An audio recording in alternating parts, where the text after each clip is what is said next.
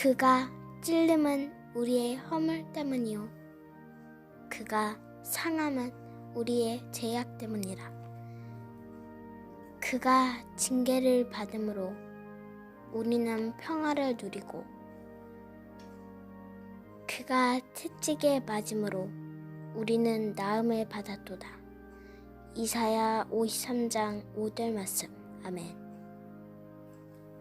십자가의 고난으로 우리는 평화를 얻었고 십자가에서 당한 수치로 우리는 행복을 얻었으며 십자가에서의 가시면류관과 찔림으로 우리는 나음을 얻었습니다. 또한 주님의 고통으로 믿음을 얻었고 주님의 울부짖음으로 소망이 생겼으며 주님의 아픔으로 사랑을 받았습니다. 주님의 찔림, 상함, 징계, 채찍을 잊지 않게 하소서. 이웃의 고통을 돌아보고 아픔을 함께 나누며 그로 인해 우리가 받는 고통도 감사할 수 있게 하소서. 우리가 누리고 있는 행복이 거저 얻어진 것이 아니라 주님의 고통으로 인한 것임을 깨닫게 하소서. 우리가 누리고 있는 행복으로 우리의 욕심을 채우지 않게 하시고 주님의 영광을 위해 또한 하나님 나라 번영을 위해 사용하게 하소서. 주님, 우리 삶이 주님만 바라보는 삶이 되기를 원합니다. 주님이 걸었던 고난의 길에 우리도 동참하게 하시고 주님이 주신 말씀을 우리가 실천하게 하시고 주님의 손과 발이 우리의 손과 발이 되어 봉사하게 하시고 주님의 심장으로 우리가 힘차게 달려갈 수 있도록 하소서. 우리를 대속하여 십자가 위에서 돌아가신 예수 그리스도의 이름으로 기도드립니다. 아멘. 교회 여러분 안녕하십니까? 오늘은 성금요일이네요. 오늘 주님께서 십자가에 못 박혀 죽으시는 날로서 우리에게는 가장 슬프고 비통한 날입니다만 동시에 이 날은 우리 모두에게 그리스도의 은혜, 하나님의 구속의 사랑이 펼쳐지는 날입니다. 그래서 고래로 이 날을 굿 프라이데이라고 부르기도 합니다.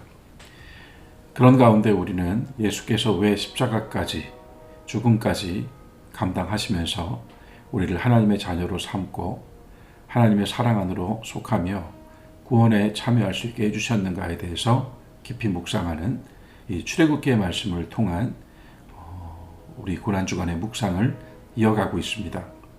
오늘은 출애굽기 16장 11절부터 18절 말씀을 가지고 먹이시는 하나님이라는 제목을 중심으로 함께 은혜를 나누도록 하겠습니다. 먹이시는 하나님. 먼저 출애굽기 16장 11절부터 18절까지의 말씀을 봉독하겠습니다. 여호와께서 모세에게 말씀하여 이르시되 내가 이스라엘 자손의 원망함을 들었노라. 그들에게 말하여 이르기를 너희가 해질 때에는 고기를 먹고 아침에는 떡으로 배부르니 내가 여호와 너희의 하나님인 줄 알리라 하라 하시니라. 저녁에는 메추라기가 와서 진에 덮이고 아침에는 이슬이 진 주위에 있더니 그 이슬이 마른 후에 광야 지면에 작고 둥글며 서리같이 가는 것이 있는지라. 이스라엘 자손이 보고 그것이 무엇인지 알지 못하여 서로 이르되 이것이 무엇이냐 하니 모세가 그들에게 이르되 이는 여호와께서 너희에게 주어 먹게 하신 양식이라. 여호와께서 이같이 명령하시기를 너희 각 사람은 먹을 만큼만 이것을 거둘지니 곧 너희 사람 수요대로 한 사람에게 한 오멜씩 거두되 각 사람이 그의 장막에 있는 자들을 위하여 거둘지니라 하셨느니라. 이스라엘 자손이 그같이 하였더니 그 거둔 것이 많기도 하고 적기도 하나 오멜로 되어 본즉 많이 거둔 자도 남음이 없고 적게 거둔 자도 부족함이 없이 각 사람은 먹을 만큼만 거두었더라. 만나, 백성들이 이것이 무엇이냐라고 물었던 그 말을 그대로 옮겨서 만나라고 이름 지었습니다. 오늘은 만나와 메추라기를 통하여 먹이시는 하나님에 대한 말씀을 함께 묵상해 보도록 하겠습니다. 출애굽기는 체험과 그 체험 안에서 이루어지는 하나님과의 거룩한 언약으로 구성됩니다. 이스라엘은 이미 홍해바다의 체험을 했습니다. 그것은 바다가 양쪽으로 갈라진 후에 만들어진 길을 건너가는 체험이었습니다. 다른 말로 그 체험은 물에서 나오는 체험이었습니다. 우리는 이스라엘의 홍해 체험을 오늘날 그리스도인들의 세례와 연결하여 바라볼 필요가 있습니다. 홍해의 체험이 있고 딱 사흘 만에 이스라엘은 빈들에서 목마름에 시달립니다. 그리고 마라의 쓴물을 만났습니다.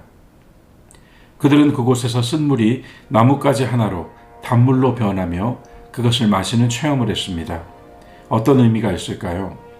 그리스도인이 되었다고 해서 곧바로 신령한 사람으로 거듭나는가? 그렇지 않습니다. 여전히 빈들 같은 고독과 광야길 같은 어려움을 헤쳐나가야 합니다. 그것은 우리뿐만 아니라 모든 인간에게 쓰디쓴 경험입니다. 하지만 십자가를 지신 그리스도를 통하여 믿는 자들은 은혜의 단맛, 하나님의 선하심과 사랑을 맛보게 됩니다. 그리하여 엘림에 이릅니다. 우리는 지난 시간 마라와 엘림 사이를 나누었습니다. 엘림에는 12개의 샘이 있고 70그루의 종려나무가 있었습니다. 엘림은 목마름을 해결하고도 남는 충분한 만족이었고 종려나무 아래 장막을 쳐서 얻는 누림과 안식이었습니다. 귀한 체험들의 연속이었습니다. 그러나 낮이 있고 또 밤이 있듯 낮이 지나면 밤이 오듯 밤이 지나면 낮이 오듯 아무도 낮을 지속시킬 수 없고 밤이 오는 것을 막을 수 없다는 사실 앞에서 우리는 다시 이 장면을 봅니다. 체험과 체험의 연속이라고 하지만 모든 일이 하나님의 능력과 역사 안에 이루어졌다고 하지만 우리는 육신적인 필요를 외면하고 살아갈 수가 없습니다. 아무리 영적인 삶 또 영적으로 라고 말한다 할지라도 결국 우리는 육신으로서 육체적인 삶을 살고 또한 그 육체적인 존재임을 벗어날 수 없는 것입니다. 오늘 본문의 배경은 출애굽한 날로부터 한 달이 지난 뒤입니다. 그 사이 홍해가 있었고 마라와 엘림이 있었습니다. 출애굽기 16장 1절은 증언합니다. 이스라엘 자손의 온 회중이 엘림에서 떠나 엘림과 시내산 사이에 있는 신광야에 이르니. 다시 말하지만 실질적인 신앙체험 뒤에도 문제는 다 해결되지 않으며 죄와 죄된 행위가 사라지는 것이 아닙니다. 오히려 더 육신적인 것이 드러날 수도 있습니다. 그래서 16장을 주목해야 합니다. 16장의 과정이 필요하기 때문입니다. 엘림의 장막을 치고 누린 안식과 만족 뒤에 다시 이스라엘은 광야로 나갑니다. 그 광야의 이름은 신광야였습니다. 그 신광야는 엘림과 시내산 사이, 누림과 은혜 사이에 있었습니다. 여기서 또 한 번 위기를 만납니다. 먹을 것이 떨어진 것입니다. 그동안 마실 물도 주셨으며 이제 먹을 것도 주시겠지 그리 생각할 수 있습니다. 그러나 그것은 막연합니다. 이스라엘은 다시 또 원망을 시작하지요. 16장 역시 같은 구도입니다. 원망하는 자와 원망을 당하는 자로서 모세와 아론 그리고 그들의 원망을 들으시는 하나님이 나옵니다. 원망하는 마음은 무섭습니다. 원망도 습관이 되며 일단 원망하는 마음이 찾아들면 이전의 모든 것들이 희석되거나 사라집니다. 기억이 편집되어 버리는 것입니다. 16장 2절부터 3절입니다. 이스라엘 자손 온 회중이 그 광야에서 모세와 아론을 원망하여 그들에게 이르되 우리가 애굽 땅에서 고깃가마 곁에 앉아있던 때와 떡을 배불리 먹던 때에 여호와의 손에 죽었더라면 좋았을 것을 너희가 이 광야로 우리를 이끌어내어 이 온 회중이 줄여 죽게 하는도다. 이스라엘에 편집되어 버린 기억을 우리는 확인하죠. 우리 역시 어떤 때에 누군가에게 원망의 마음을 갖게 되면 그와 좋았던 기억들이나 그가 나에게 베풀었던 모든 긍휼에 대하여 또한 그가 얼마나 좋은 사람인가 내가 했던 말들까지도 모두 편집되어 버리는 경험을 합니다. 그들은 이스라엘은 종살이가 더 좋았다고 말합니다. 그리고 그때 차라리 하나님의 손에 죽었다면 좋았겠다는 속에 없는 소리까지 말합니다. 속 없는 소리까지 하게 됩니다. 이 대목에서 우리가 다시 한번 잊지 말아야 할 것이 있습니다. 하나님은 우리의 기도, 그 기도를 들으시는 것뿐만 아니라 또 우리가 지난번 나누었던 것처럼 탄식 소리만 들으시는 것이 아니라 원망과 불평도 들으신다는 것입니다. 그리고 사랑하시는 자들의 원망과 탄식을 너그럽게 들어주신다는 사실도 확인할 수 있습니다. 출애굽기 16장 11절부터 12절입니다. 여호와께서 모세에게 말씀하여 이르시되 내가 이스라엘 자손의 원망함을 들었노라. 그들에게 말하여 이르기를 너희가 해질 때에는 고기를 먹고 아침에는 떡으로 배부르리니 내가 여호와 너희의 하나님인 줄 알리라 하라 하시니라. 하나님께서는 이스라엘을 먹이십니다. 저녁에는 메추라기로 고기를, 아침에는 하늘에서 내려온 떡으로, 그리고 주님은 더 가지고 싶고 비축하고 싶은 인간의 욕망까지 헤아려 주십니다. 각자 먹을 만큼씩만 거두라고 하셨습니다. 많이 거두는 사람도 있고 적게 거두는 사람도 있겠지요. 그러한 인간의 수고와 의지와 욕망에 상관없이 많이 거둔 사람은 남지 않고 적게 거둔 사람은 부족하지 않게 하시겠다고 합니다. 참으로 기가 막힌 만나의 법칙이 여기에 있습니다. 이것이 바로 하나님께서 인간에게 공급하시는 원칙입니다. 세상에 수많은 경제 법칙과 이론이 존재합니다. 하지만 하나님의 공급 법칙만큼 정확한 게 또 있을까요? 이는 단지 돈이나 물질, 소유에 한정되지 않습니다.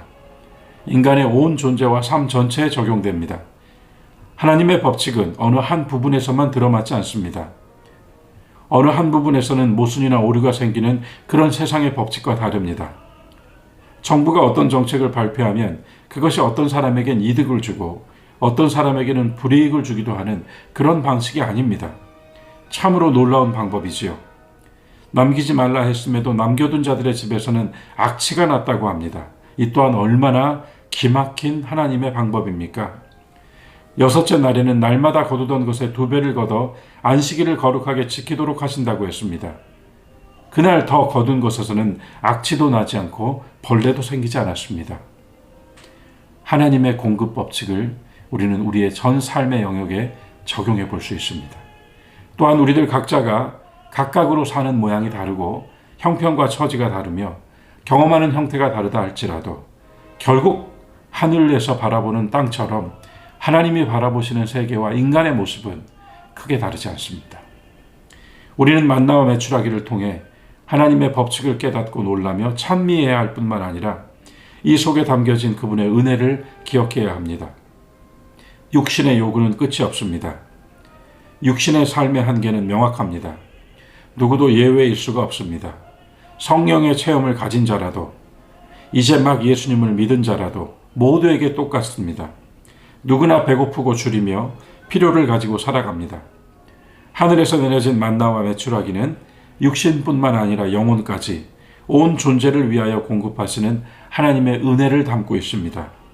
먹이시는 하나님은 단지 육의 양식만을 주시는 분이 아닙니다. 영의 양식으로서도 주시는 분입니다. 오병이어의 기적이 그랬지요. 사람들이 주님을 따라올 때 주님은 육의 양식을 주어서 너희들이 따라오느냐, 영의 양식, 썩지 않을 양식을 위하여 그리하라 하셨습니다. 우리는 모든 것이 하나님께로부터 왔음을 고백합니다. 그러면서도 다시 물질로, 시간으로, 모든 것으로 주님께 헌신하며 사는 가운데 여전히 그것들의 필요를 가지고 삽니다. 거기엔 분명 모든 것이 하나님께로부터 왔다는 감사의 고백이 전제되어 있지만 어쩔 수 없이 우리 육신의 삶을 채워야 하는 우리의 한계도 담고 있습니다.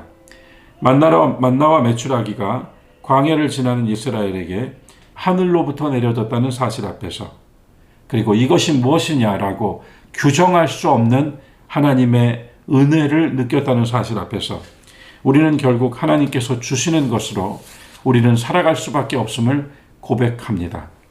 그분이 주시는 것이요, 그분이 주시는 것으로서 우리는 육신의 요구와 필요뿐만 아니라 영적인 주림과 갈망도 채웁니다.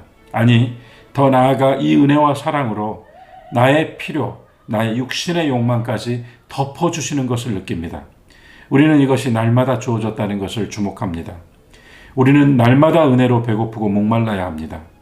그 은혜로 우리는 원망과 불평을 정복하고 우리의 욕망과 의지도 뛰어넘어야 합니다. 오직 은혜로만 그리할 수 있습니다.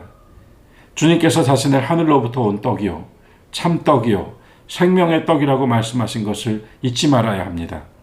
우리의 매일은 삼시 세끼로서가 아니라 그리스도와 그분의 말씀과 그 말씀의 은혜와 하나님께서 하늘로부터 주시는 것들이 필요합니다. 그가 우리를 먹이십니다. 다 함께 기도하겠습니다. 주님, 우리는 모든 것이 주님께로부터 왔음을 믿습니다. 그럼에도 우리는 감사와 찬미보다는 더 가지기를 원하는 욕망의 노예로 살고 있음을 고백합니다. 나를 위해 자기의 목숨까지 내어주신 주의 사랑과 오늘도 말씀으로 우리를 먹이시는 하나님의 자비를 늘 소홀히 여겼음을 고백합니다. 우리의 힘으로 산다고 생각했습니다. 우리가 누리고 만족하는 모든 것이 설령 물질과 소유까지도 다 하나님께서 하늘로부터 주신 하늘의 양식이라 고백하며 주의 은혜로 사는 자들이 되게 하옵소서. 예수 그리스도의 이름으로 기도드립니다. 아멘.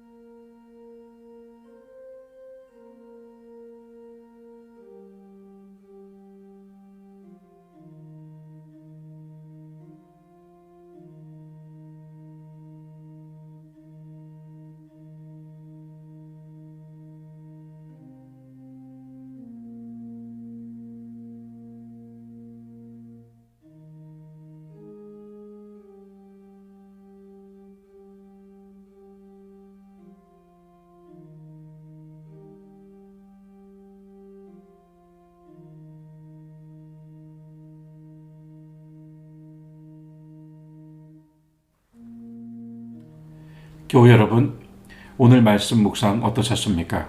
먹이시는 하나님, 만나와 메추라기 이야기를 통하여 얼마나 많은 은혜들이 그 속에 담겨 있는지 우리는 오늘 확인하였습니다.